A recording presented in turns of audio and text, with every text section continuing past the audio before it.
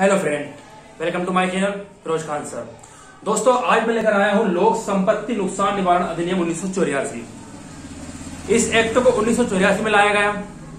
क्यों लाया गया दोस्तों? इस एक्ट को लाने के लिए जो कि व्यक्ति हैं जो किसी भी नशे में या किसी कारण से या किसी जोश में एक ऐसे चीजों को नुकसान पहुंचा देते हैं जो सार्वजनिक होती है, जो पब्लिक की होती है या गवर्नमेंट की होती है, उस चीजों को नुकसान पहुंचाना। उसके लिए यदि कोई व्यक्ति किसी लोक संपत्ति सार्वजनिक स्थान को नुकसान पहुंचाता है, जो किसी सभी के लिए कार्य में आते हैं, चाहे वो हम सभी के लिए बना हुआ कोई शौचालय हो, चाहे हम सभी के लिए बना हुआ कोई तेल संधान हो, ठीक है। मैं डायरेक्ट की भाषा आपको बताऊंगा। जो कोई भी सार्वजनिक स्थान को किसी भी तरह से नुकसान पहुंचाता है, क्षति कारित करता है, तो दोस्तों उस एक्ट को 1984 में लाया गया और इसे 28 जनवरी 1984 से लागू कर दिया गया संपूर्ण भारत में, जम्मू कश्मीर को छोड़कर। अब जम्मू कश्मीर आप जानते हैं 31 अक्टूबर 2019 से संपूर्ण भारत पर यह लागू हो चुका है, ठीक है। तो इस एक्ट को लाया गया और इससे क्या हुआ कि सार्वजनिक जो संपत्ति हमारी है, लोक संपत्ति, उसको उस पर सुरक्षा के लिए इस एक्ट को लाया गया। दोस्तों, इसमें कुल मात्र 7 धाराएं हैं। एक प्रश्न पूछा जा सकता है कितनी धाराएं? टोटल 207 धाराएं कुल इसमें, ठीक है। और इसे 16 मार्च 1984 की राष्ट्रपति की मोहर लगी, सिग्नेचर हुए और इसे एक्ट बन के तैयार हो गया। लेकिन ये पहले लागू हो गया और बाद में सिग्नेचर हुए, ठीक है। ध्यान रखिएगा दोनों चीजें। अधिकतर एक्ट में पहले राष्ट्रपति की सिग्नेचर, उसके बाद लागू होते हैं, लेकिन इस एक्ट में ये ध्यान रखिएगा, ठीक है। आइए शुरुआत करते हैं धारा 1 से। धारा 1 सभी एक्टों में लगभग यही धारा रहती है, संक्षिप्त नाम विस्तार आरंभ। इसका संक्षिप्त नाम लोक संपत्ति नुकसान निवारण अधिनियम 1984 है। इसका क्रमांक 3 सन 1984, ठीक।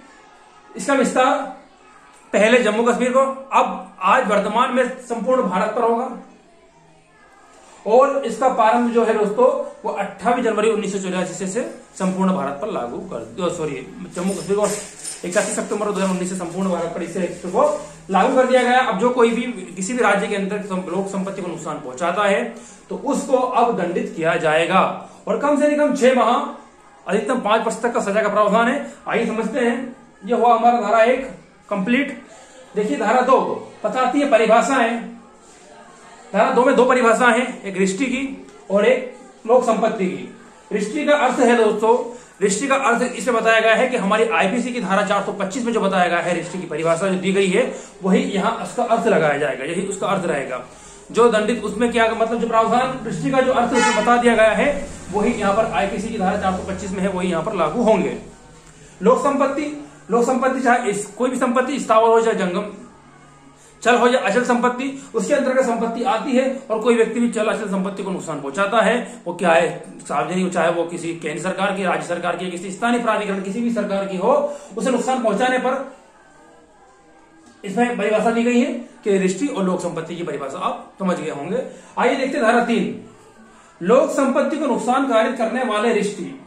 लोक संपत्ति को नुकसान कारित करने वाले की रिष्टि। यदि कोई व्यक्ति किसी रिष्टि ऐसे कार्य को करने के लिए रिष्टि करता है जिससे लोक संपत्ति को नुकसान हो जाता है, और दोस्तों यदि वो व्यक्ति नुकसान कारित करता है रिष्टि के साथ, तो उसे कम से कम 6 माह से कम का कारावास नहीं होगा, जो अधिकतम 5 वर्ष तक की अवधि तक का हो सकता है, जुर्माना दोनों से दंडित किया जाएगा। जो कोई व्यक्ति लोक संपत्ति को नुकसान पहुंचाएगा दोस्तों, तो उसे कम से कम 5 वर्ष तक, कम से कम 6 माह से 5 वर्ष तक का अवधि और जुर्माना दोनों से दंडित किया जाएगा। सिर्फ नुकसान कारित करना लोक संपत्ति को, ठीक है। और धारा, ठीक है, आप समझ गए होंगे। इसकी थोड़ी सी बड़ा विस्तृत में जानकारी है, लेकिन आपको शॉर्ट समझा रहा हूं। यदि आप चाहते हैं कि सर इसे बड़ा थोड़ा सा लंबा आप विस्तृत में समझाइए, तो मुझे आप कमेंट बॉक्स पर कमेंट करिएगा, मैं सारी चीजें आपको डिटेल से समझा दूंगा, ठीक है।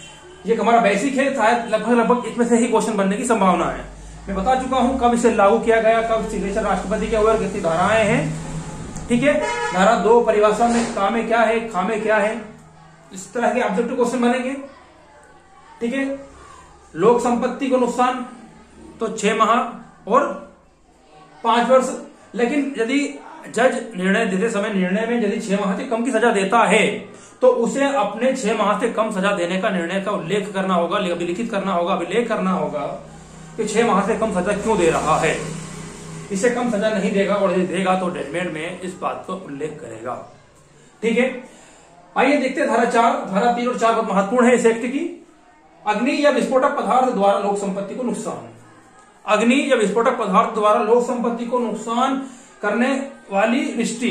अब कोई ऐसी रिष्टि करेगा जिससे लोक संपत्ति क्या करेगा दोस्तों? विस्फोटक पदार्थ, विस्फोटक पदार्थ से, अग्नि से, आग से, ऐसे पदार्थ से यदि वो रिष्टि करता है तो दोस्तों उसे कम से कम 1 वर्ष, अब सजा का प्रावधान कम से कम 1 वर्ष तक होगा और जो अधिकतम 10 वर्ष तक हो सकेगा से दंडित किया जाएगा। 1 वर्ष से 10 वर्ष तक जो जुर्माना दोनों से दंडित किया जाएगा यदि वो अग्नि विस्फोटक पदार्थ से किसी लोक संपत्ति को नुकसान पहुंचाता है।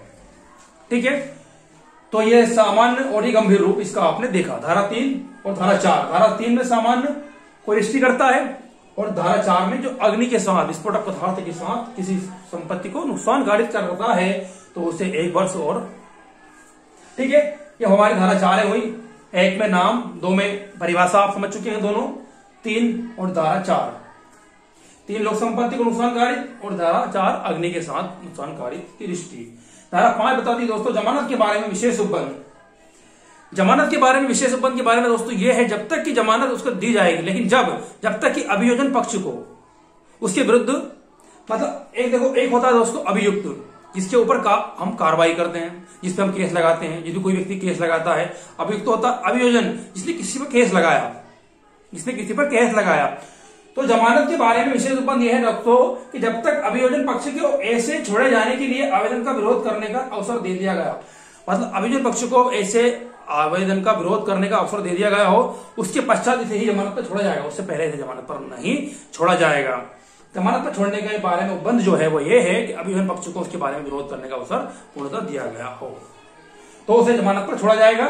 ठीक है, धारा 5 जमानत के बारे में विशेष उपबंध करती है और धारा 6 व्यक्तियां सेविंग बोलते हैं और धारा 7 निरसन। इसे लोक संपत्ति निवारण अधिनियम 1984 के तहत इसको हटा दिया गया है, इसे निश्चित कर दिया गया है। दोस्तों धारा जो 5 महत्वपूर्ण धाराएं हैं, धारा 6 और 7 याद रखिएगा, बाकी ये धाराएं महत्वपूर्ण है, इन्हीं से क्वेश्चन बनेंगे। कब लागू किया गया? 28 जनवरी 1984 से। राष्ट्रपति की सिग्नेचर 16 मार्च 1984। और कितनी धाराएं टोटल? कुल 7 धाराएं। धारा 2A में क्या परिभाषित है? तो रिष्टि का क्या अर्थ है? आईपीसी की धारा 425 के तहत जो स्वार्थ है।